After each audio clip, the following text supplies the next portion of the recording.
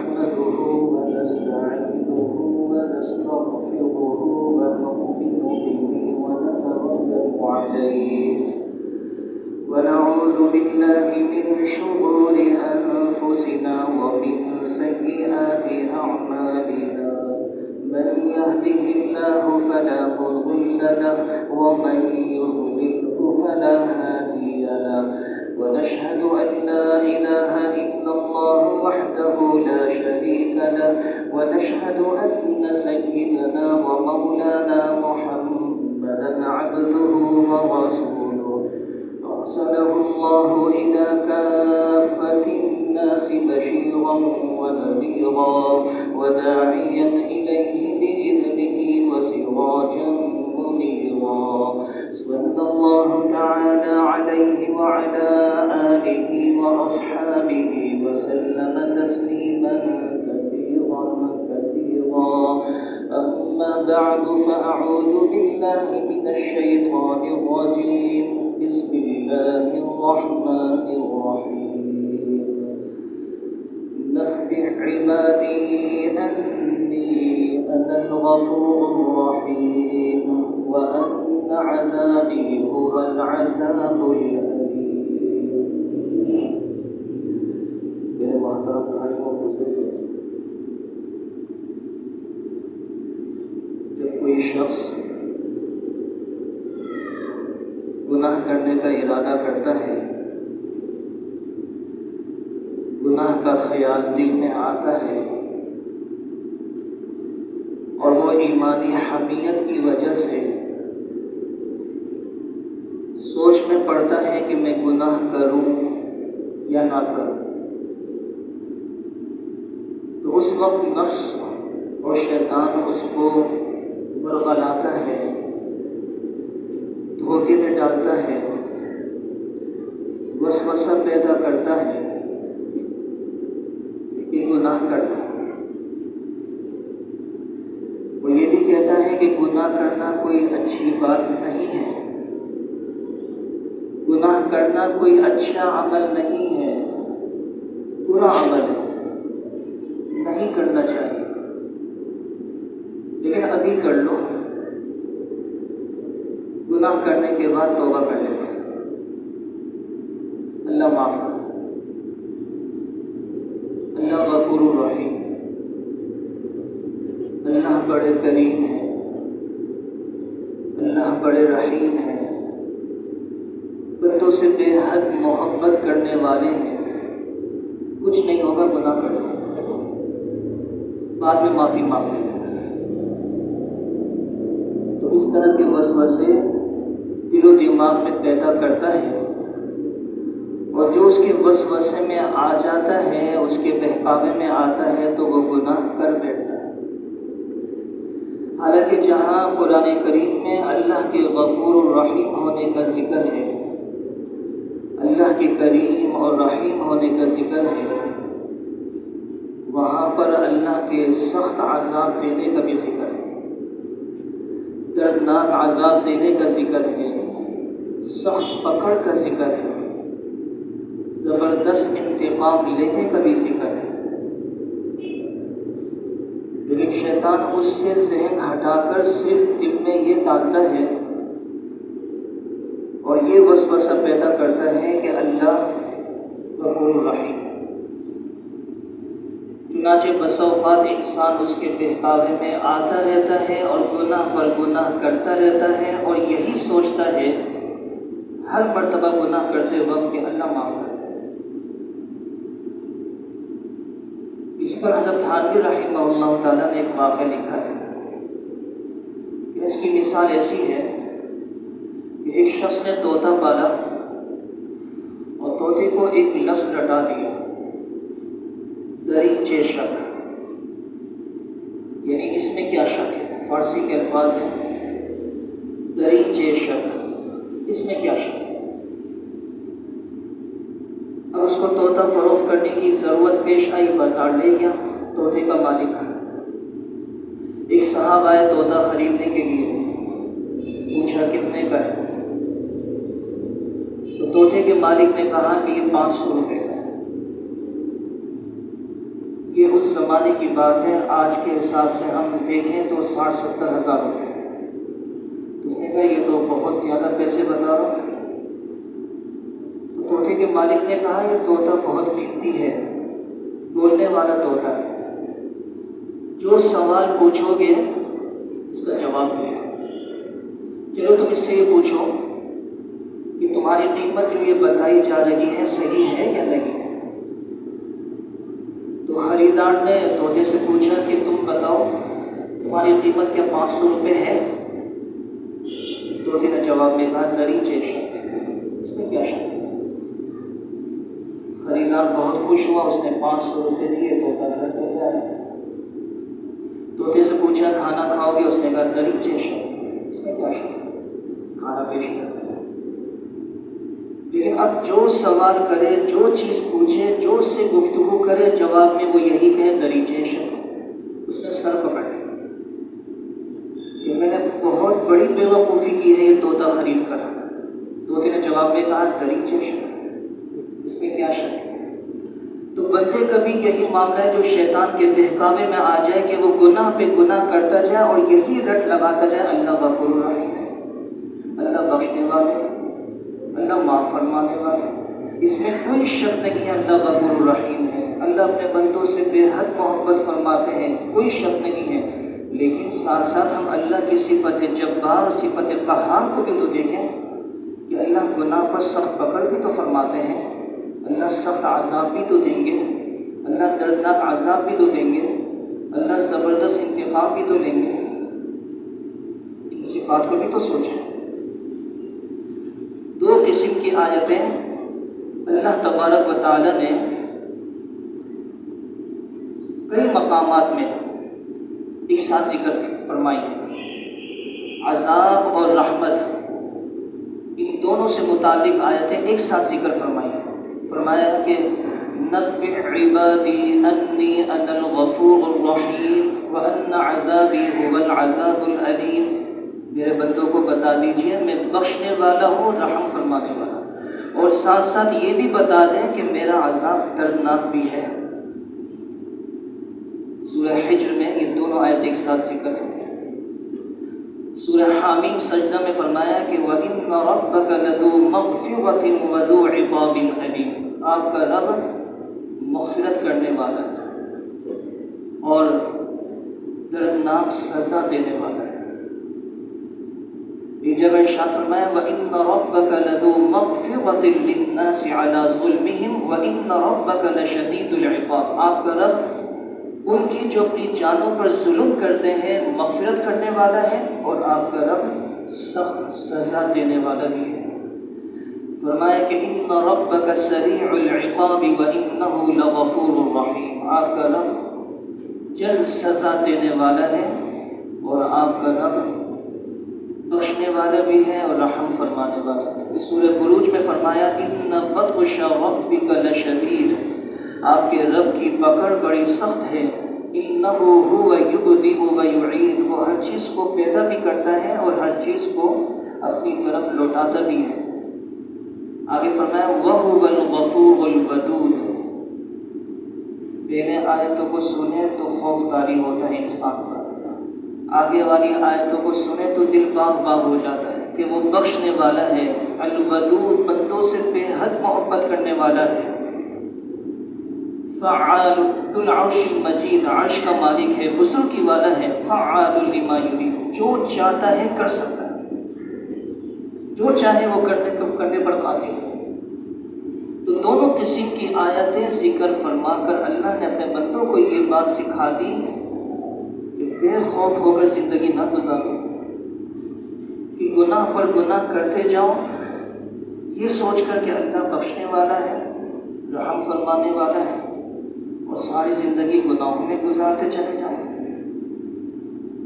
اور ایسا بھی نہ ہو کہ آدمی بالکل مایوس ہو جائے، گناہوں کا انبار لیے بیٹھا ہے اور مایوس ہے کہ اللہ تعالیٰ پتہ نہیں معاف کریں گے نہیں کریں گے، تو فرما دیا لا تقنطوا من رحمت اللہ، اللہ کی رحمت سے نا امید نہ ہو۔ یہ دونوں چیزیں انسان اپنے ساتھ لے کر چلے، امید بھی اور خوف بھی، کہ انسان گناہوں سے بچ کر بھی زندگی گزاریں اور نیک عمل کرنے کے بعد بھی اللہ سے ڈریں، یعنی اللہ کے رحمت کی امید بھی رکھیں اور اللہ کے عذاب کا خوف بھی رکھیں۔ یہ دونوں چیزیں جب انسان کی زندگی میں شامل ہوتی ہیں تو اس کی زندگی ایک اعتدال پر چلتی ہے، افراط و تفریط سے انسان بچتا ہے جب دونوں چیزیں ذہن میں ہوں۔ اور اگر صرف ایک چیز لے کر بیٹھ جائے کہ پتہ نہیں اللہ بخشے گا نہیں بخشے گا، اتنے میں نے گناہ کیے ہیں، ایسے ایسے گناہ کیے ہیں جو زبان پر میں لانے کی ہمت ہی نہیں کر سکتا، اپنے دوست کے سامنے ذکر نہیں کر سکتا، پتہ نہیں وہ گناہ اللہ معاف کرے گا نہیں کرے گا۔ فرمایا کہ لا تقنطوا من رحمت اللہ، اللہ کی رحمت سے نا امید نہ ہو، معافی مانگ لو، سچے دل سے توبہ کر لو، اللہ وہ گناہ معاف کر دے۔ آپ علیہ السلام نے فرمایا مجھے پورا قرآن کریم محبوب ہے، لیکن سب سے زیادہ محبوب آیت یہ ہے یا عبادی الذین اسرفوا علی انفسہم، یہ میرے بندوں اپنی جانوں پر ظلم مت کرو، جنہوں نے جانوں پر ظلم کیا ہے لا تقنطوا من رحمت اللہ، اللہ کی رحمت سے نا امید نہ ہو، ان اللہ یغفر الذنوب جمیعا، اللہ سارے گناہوں کو معاف کرے اور اللہ بخشنے والا ہے، رحم فرمانے والا ہے۔ اس کی شان نزول میں حیات الصحابہ میں ایک عجیب واقعہ نقل فرمایا ہے۔ حضرت حمزہ رضی اللہ تعالی عنہ رسول اللہ صلی اللہ علیہ وسلم کے لاڈلے چچا تھے، سید الشہداء ان کا لقب ہے، یعنی شہیدوں کے سردار ہیں، اور بڑے بہادر پہلوان تھے اور آپ علیہ السلام سے بہت محبت فرمایا کرتے تھے۔ ان کا یہ واقعہ ایمان لانے سے پہلے کا ہے۔ ایک مرتبہ ابو جہل نے آپ علیہ السلام کو برا بھلا کہا، آپ کے خاندان کو برا بھلا کہا اور بعض مسلمانوں کو مارا بھی۔ آپ علیہ السلام دار ارقم تشریف لے گئے۔ ہجرت سے پہلے مسلمانوں کی جمع ہونے کی جگہ یہی تھی، دار ارقم۔ حضرت حمزہ رضی اللہ تعالیٰ عنہ گھوڑے پر سوار تشریف لا رہے تھے تو باندی نے ان کو روکا اور کہا کہ ابو عمارہ، ان کی کنیت تھی، تم کو کچھ پتہ بھی ہے تمہارے چچا کو ابو جہل نے کیا کیا نہیں کہا؟ تم کیسے چچا ہو، تمہاری غیرت کہاں گئی؟ حمزہ رضی اللہ تعالیٰ عنہ نے جب یہ سنا تو دار ارقم تشریف لے گئے، سب سے پہلے جا کر اسلام قبول کیا، ایمان لے آئے، اور پھر ابو جہل کے پاس گئے۔ وہ کعبہ کے پاس بیٹھا ہوا تھا، اپنے نیزے سے اس کو اتنا مارا کہ لہو لہان کر دیا۔ اس کے ساتھی بھی موجود تھے لیکن کسی کی ہمت نہیں ہوئی، چاہتے تو حضرت حمزہ رضی اللہ تعالیٰ عنہ کو قتل کر سکتے تھے لیکن کسی کی ہمت نہیں ہوئی۔ اور پھر حضرت حمزہ رضی اللہ تعالیٰ عنہ فرمایا کہ آج کے بعد سے میں آپ علیہ السلام کا محافظ ہوں، آج کے بعد سے ان کو کچھ کہنے کی جرت نہ کرنا۔ تو بہرحال حضرت حمزہ رضی اللہ تعالی عنہ آپ علیہ السلام کے چچا ہیں، غزوہ احد میں شہید کر دیے گئے اور آپ کا مسئلہ کیا گیا، ناک کان کاٹے گئے، سینہ چاک کر کے کلیجہ نکال کر اس کو چبانے کی کوشش کی گئی، جسم کے 13 ٹکڑے کیے۔ آپ علیہ السلام نے جب اپنے چچا کی یہ حالت دیکھی تو آپ پر غم کی کیفیت طاری ہو گئی۔ حضرت صفیہ رضی اللہ تعالی عنہ جو کہ آپ علیہ السلام کی پھوپھی ہیں اور حمزہ رضی اللہ تعالی عنہ کی بہن ہیں، انہوں نے سنا تو دوڑتی ہوئی آئیں تو آپ علیہ السلام نے ان کے بیٹے حضرت زبیر رضی اللہ تعالیٰ عنہ کو فرمایا کہ اپنی والدہ کو روکو، یہ اپنے بھائی کی حالت دیکھ کر برداشت نہیں کر پائیں گے۔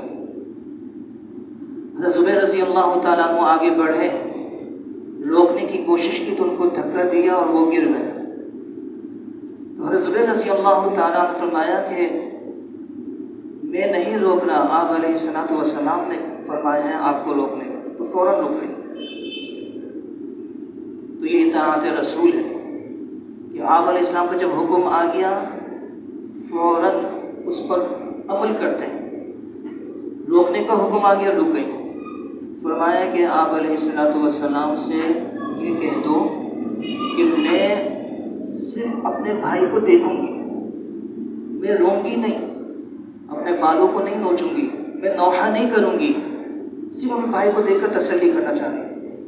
آپ علیہ السلام نے اجازت دے دی، یہ آئیں، اپنے بھائی کے جسم پر ہاتھ پھیرا اور یہ فرمایا کہ اللہ تبارک و تعالیٰ آپ کے ٹکڑوں کو قبول فرمائے۔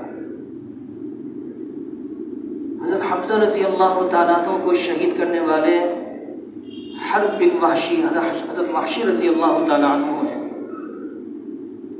ان کو ہم برا بلا اس لیے نہیں کہہ سکتے کہ یہ صحابی ہیں، یہ بعد میں ایمان لے آئے۔